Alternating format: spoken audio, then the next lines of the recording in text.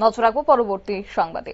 সিআইটিউর ৫৬তম প্রতিষ্ঠা দিবস এবং আজকের এই দিনে ১৯৭০ সালে কলকাতায় প্রতিষ্ঠা হয়েছিল সিআইটিউ। রাজ্য সিআইটিউর উদ্যোগে আজকের এই দিনটি পালন করা হয়েছে। প্রথমে সিআইটিউ রাজ্য দপ্তরে পতাকা উত্তোলন করেন রাজ্য সভাপতি মানিক দে। পরবর্তীতে বর্তমান পরিস্থিতি নিয়ে অনুষ্ঠিত হয় একটি আলোচনা সভা। আলোচনা সভায় বক্তা হিসেবে উপস্থিত ছিলেন সিআইটিউ রাজ্য সভাপতি মানিক দে। এছাড়াও উপস্থিত ছিলেন রাজ্য সম্পাদক শঙ্কর প্রসাদ দত্ত সহ অন্যান্যরা। অবশ্য আজকে এই প্রতিষ্ঠা দিবসকে কেন্দ্র করে কি বললেন রাজ্য সম্পাদক শঙ্কর প্রসাদ দত্ত, শুনুন। জনগণের কাছে আমাদের বার্তা পৌঁছে দেওয়ার লক্ষ্যে যারা এসেছেন সবাইকে আমরা সিআইটিউ এই ৫৬তম প্রতিষ্ঠা দিবসে স্বাগত জানাচ্ছি, শুভেচ্ছা জানাচ্ছি।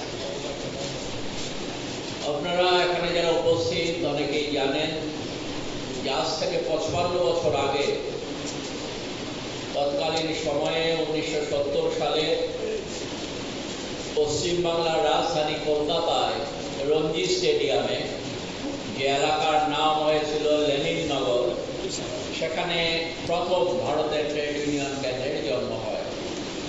যদিও এই আদর্শে স্বাধীনতার আগ থেকেই শ্রমজীবী মানুষ যে আদর্শ নিয়ে সিআইটিউ আজকে কাজ করছে, সেই আদর্শ নিয়ে স্বাধীনতার আগ থেকে শ্রমজীবী অংশের মানুষকে সংগঠিত করার জন্য ট্রেড ইউনিয়ন সংগঠন গড়ে উঠেছিল। পরবর্তী সময়ে ভারতবর্ষের ওই সময়ে বাস্তব অবস্থার পরিপ্রেক্ষিতে শ্রমজীবী মানুষের স্বার্থ রক্ষার লক্ষ্য নিয়ে আমাদের সংগঠন জন্ম নিয়েছিল আজ থেকে ৫৫ বছর আগে।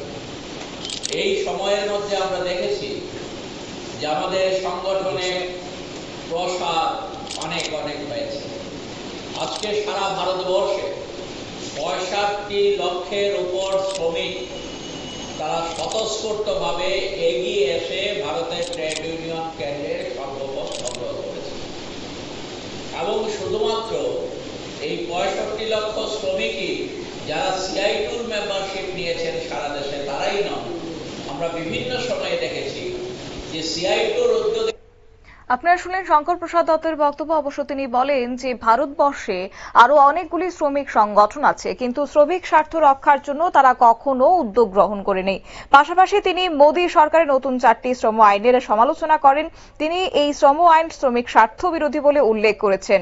আম্বানি আদানির জন্যই এই আইন এবং অবিলম্বে এই শ্রম আইন বাতিলের দাবি তুলেছেন রাজ্য সম্পাদক শঙ্কর প্রসাদ দত্ত। নিয়ে নিচ্ছে ছোট্ট একটি বিজ্ঞাপন বিরতির সঙ্গে থাকুন।